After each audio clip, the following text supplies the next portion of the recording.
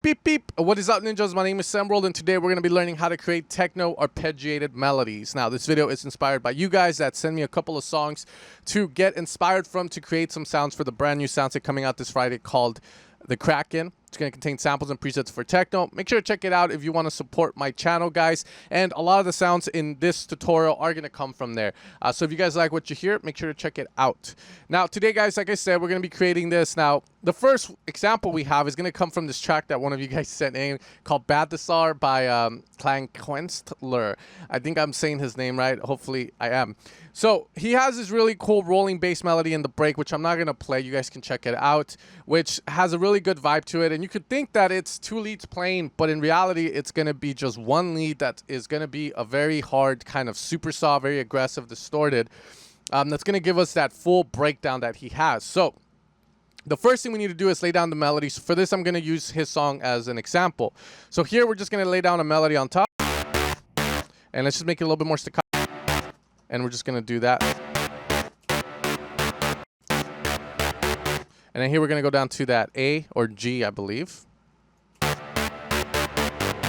Here, this transition here is pretty cool. Just if you think about it, if you have the chord of the G minor, which is part of the D minor, scale when you're creating a chord, you're going to have that D there. So that's a good transition that you can go to, which is, a little bit of lead voicing. And what that means is you're going into notes that are harmonic to that D. So here I could have gone to that A sharp as well. Okay, so we have that, and then we're going to move up to that. And then we just have the same rhythm going on here. And then here we're just going to add and then we're just going to repeat that, okay? So once we have our top melody, let's put this up maybe one more octave. All we really need to do is we're going to go to the root note of our scale, which is D in this scenario, and we're just going to fill in those little gaps that you see here where none of that top melody is playing. What this is going to do is it's going to give us a rolling bass with a top melody to it, which is a little bit weird if you think about it, because usually a rolling bass will be like the gallops. But here, the way he did it sounds really cool. And I remember when I first heard it, I was like, how the hell did he do that? Is it two leads? Is it one? We ended up figuring out it was just one lead, and this is how it's done. And this is the easy way of doing it, because you don't have to worry about getting that roll first. You worry more about the top melody to create a melody in this style. Now, the way that you can differentiate yourself from this, because obviously we don't want to sound like him, it's just going to be by using this technique to create more complex arps, creating arps out of this idea here that you can kind of harmonize them. So here we're going to have something that sounds like this.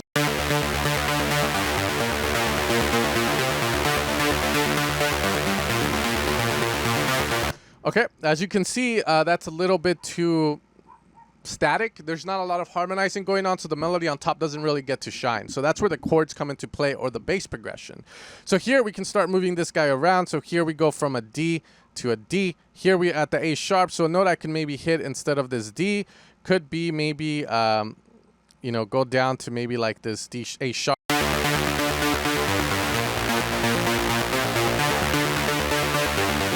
Okay, so that works really well.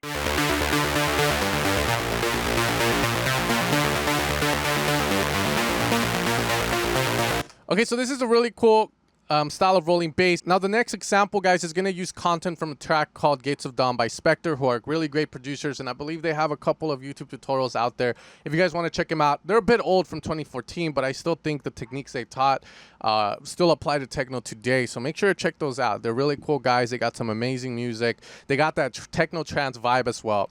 Now, here we're going to be using pretty much a super saw at very low octaves to create this very dark melody that they have. And there's a bit of a trick to this one, as the melody doesn't start where you think it starts. And we're going to be talking about this. So the melody is going to go something like this.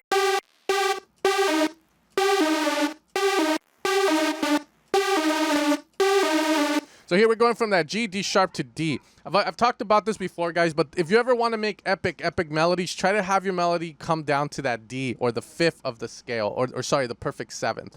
The reason for that is just due to the fact that the correlation between it is just so epic. And you'll see what I mean when you start playing both of them across. There's been songs that just go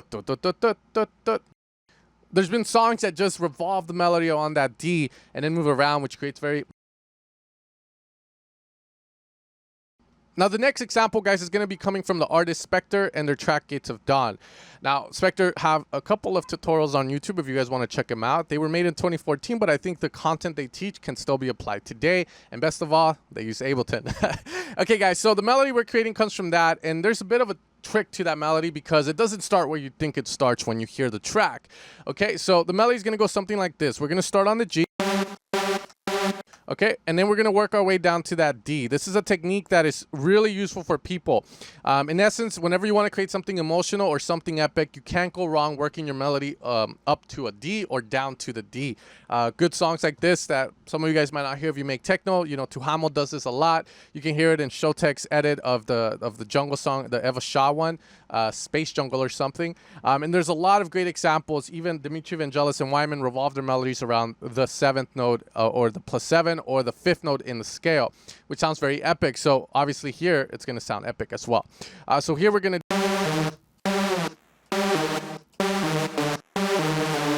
and then here we're going to go up to the,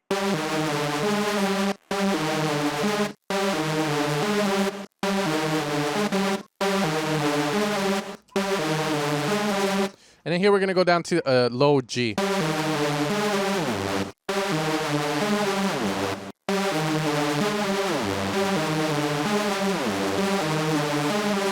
Now we can go maybe an octave lower.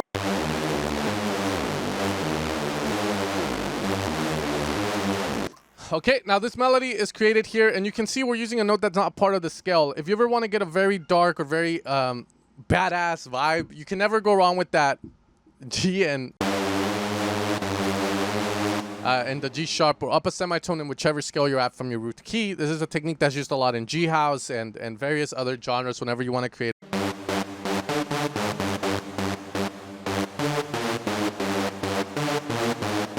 You can see how I'm hitting that G sharp, and if I do this,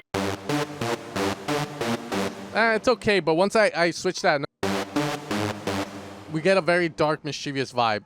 Great for techno. Now, some interesting things to get from this track is how they go from a very mono sound to an open one with that bottom note hits. What I mean by that is it's going to sound something like this in the track.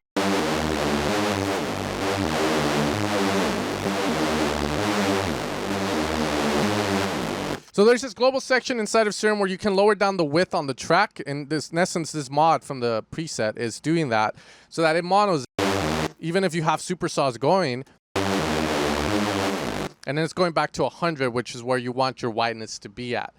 So this is a cool technique and a very, very useful one for techno, because a lot of you guys I know have a lot of sound sets out there. So if you ever want to get like a very nasty techno supersaw, majority of the time you have to mono it, and it sounds a lot cleaner when you mono it through your synth. In Serum, you find it in the global width section, and in Silent, you're going to find that in your oscillator section. It's the stereo knob. You want to turn that one all the way down. So you can definitely turn a lot of big room trancy sound banks that you already have into techno ones by just utilizing that technique.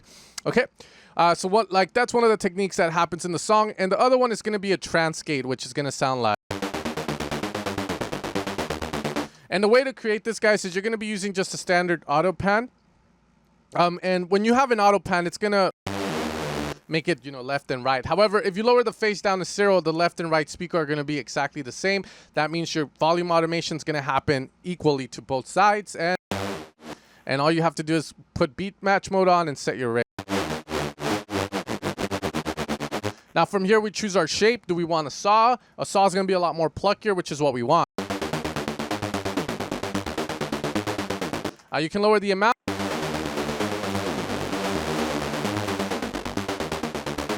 Now, the final example we have, guys, is going to be from the artist Joyhauser, and it's going to be their track C166W with 2 million plays. It's an epic track. It's very trancy. It sounds great. One of my favorites from them. And here we're going to be pretty much creating the melody they have, which is very simple, as you're going to see.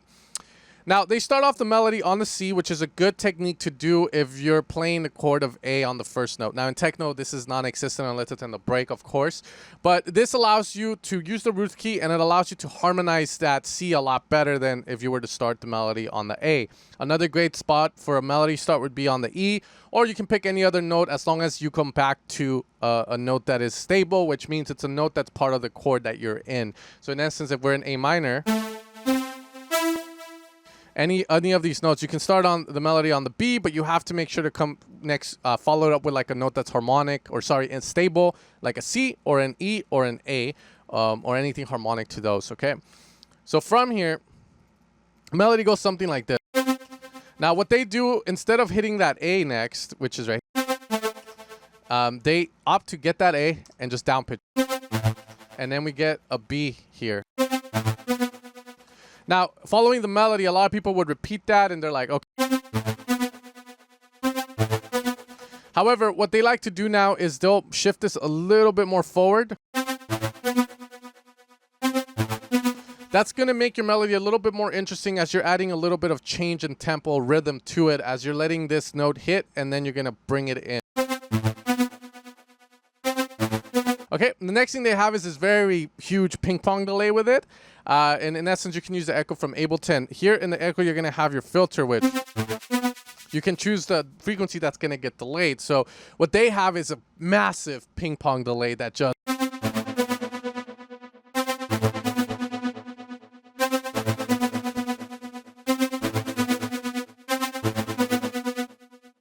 And it's just great because they lowered down the feedback so it doesn't repeat that much. That's in essence what the feedback does, the repetition, how often it's going to stick around for. And it just sounds great in their track. Okay, they also, throughout the song, they pitch it up, they pitch it down, but in essence, it's just the same melody.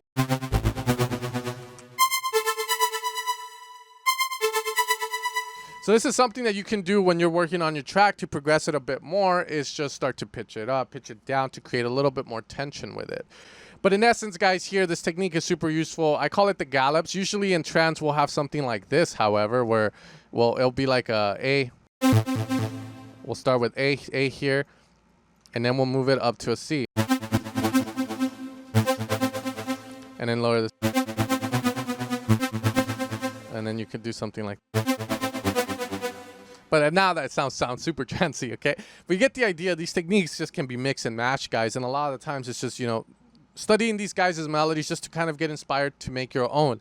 These are some of the techniques I saw that I really liked that I wanted to talk about. While they're simple, a lot of us don't think about techniques like this when we're creating our own melodies or trying to work on a track. So I like to present these to you guys so that when you guys create a melody, maybe these could be good starting points, good techniques to start with to create your next track, create that idea to spark the creation of a track. Because as we all know, when you go into the studio without an idea, or with an idea that you don't know how to execute or where you want to take, having techniques that you can back yourself on is really helpful.